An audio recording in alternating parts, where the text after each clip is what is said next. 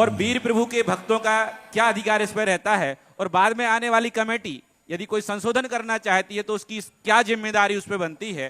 पहली बात तो है, दान देने वाले का दान देने के बाद किंचित मात्र भी अधिकार नहीं। मंदिर में वेदी बना दी, मंदिर बनाने के बाद भी मंदिर बनाने की विधि ये है कि मंदिर बनाने के बाद तुरंत भगवान समाज को सौंप देना चाहिए मंदिर, और फिर समाज से अनुमति लेना चाहिए। पूरा मंदिर बनाया, पूरा पंचकर्मा किया, पूरा करोड़ों रुपया खर्च किया, उसके बाद समाज के सामने खड़े होकर के मंदिर समर्पित करके उस मंदिर में दर्शन करने की अनुमति समाज से लेना चाहिए कि मैंने ये मंदिर बना दिया है, पंचकर्मा कर दिया, हम समाज को समर्पित करते हैं। यदि समाज की अनुमति हो तो हम और हमारा परिवार इस मंदिर में दर्शन, पूजन, अभिषेक की अनुमति चाहता है। समाज यदि अनुमति देगी तब वो उसमें जाकर मंदिर में पूजा करेंगे। ये है दातारों का काम। वेदी बना दी, अब उनका कोई अधिकार नहीं। समाज बाद में तोड़े, बनावे, फिर से रखे, ये परिणति होना चाहिए। क्यों होते हैं वंशों के नाश? मैंने पूरा सर्वे किया है। ओम शांति। लोगों ने मंदिर बनाए, महाराज जी उनका देखो मंदिर बनाया था, इतना रुपया खर्च किया था, उन्होंने वेदी बैठा ली, मूर्ति बैठा ली, आज उनके वंश में देखो कितने संकट आ रहे, आज उनका ह्रास हो रहा है। मैंने कहा ऐसा होना तो नहीं चाहिए, साग तो झूठे नहीं होते। लेकिन जब मैंने इस पर पूरा खोज किया, बनाने के बाद उस पर मलकियत रखते हैं, ये मेरा है, मेरे बिना पूछे आप कुछ नहीं कर सकते। मैंने वेदी बनाई थी, मेरे बिना मैंने वेदी नहीं हटा सकते। मेरे भगवान है, मेरे बिना पूछे आप कुछ नहीं कर सकते। मैंने मंदिर बनाया है, मेरे पूर्वजों का मंदिर बनाया है, इसमें कोई ट्रस्टी नहीं रहेगा, सारी व्यवस्था हम ही करेंगे। ऐसे व्यक्ति, ऐसे परिवार 3 पीढ़ी के बाद अधिकतम पुण्य है, या तो उसी पीढ़ी में, एक पीढ़ी में फल चालू हो जाता है।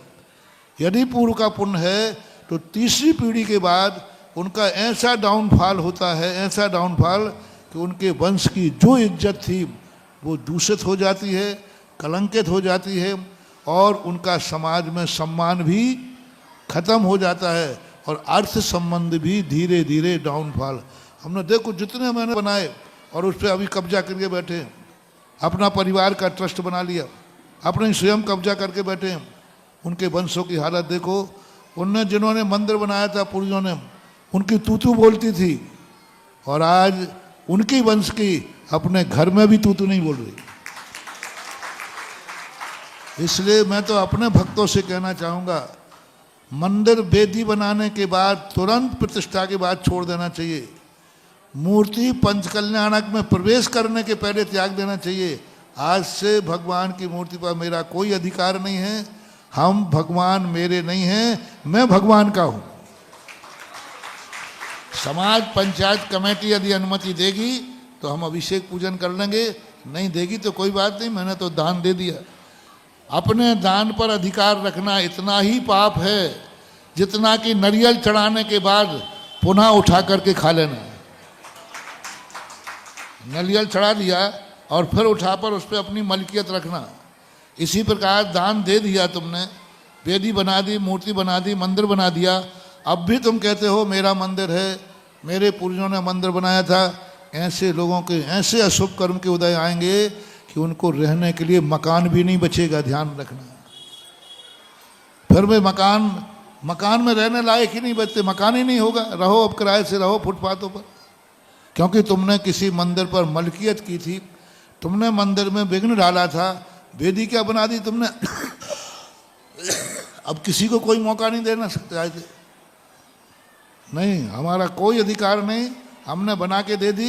कल ही वेदी को कोई दूसरे दिन कमेटी बदलना चाहे बदले, तुम्हें कोई दोष लगने वाला नहीं, तुम्हारा पुण्य तो बनाते ही पूरा हो गया। अब कमेटी जाने, कमेटी काम जाने।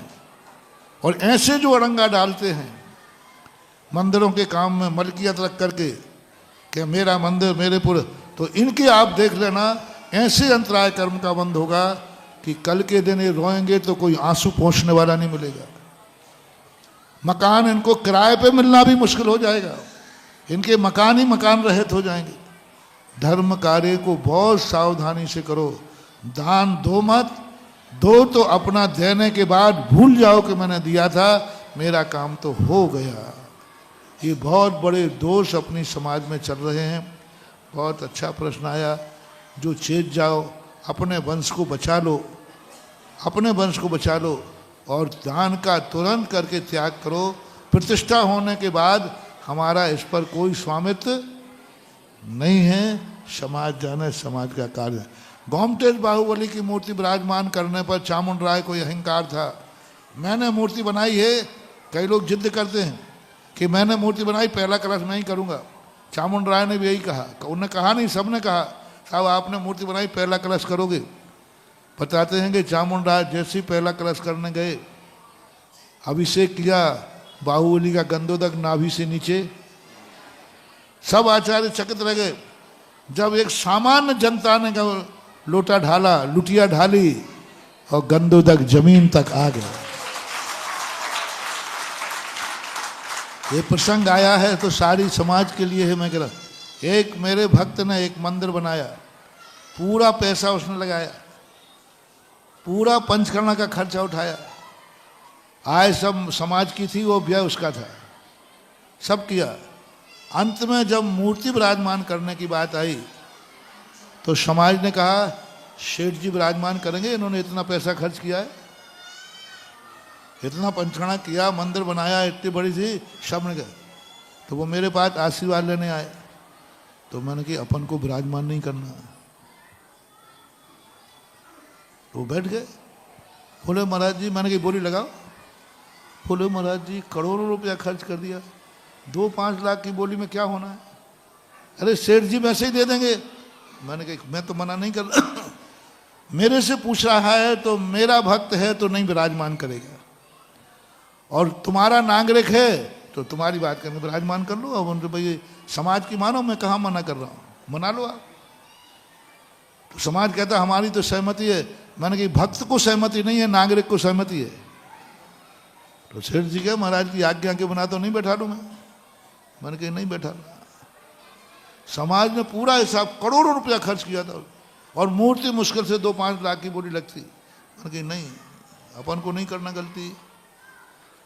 वंश बचाना है कि नहीं बचाना है। जो आज तुम्हारी समृद्धि है, ये समृद्धि कल भी बनी रहे। बोले बचाना है। मैंने चुपचाप बैठ जाओ, बोली लगाओ। अब बोली लगी, अब बोली शुरू हुई। सेठ जी अपन को बोली छोड़ना नहीं है,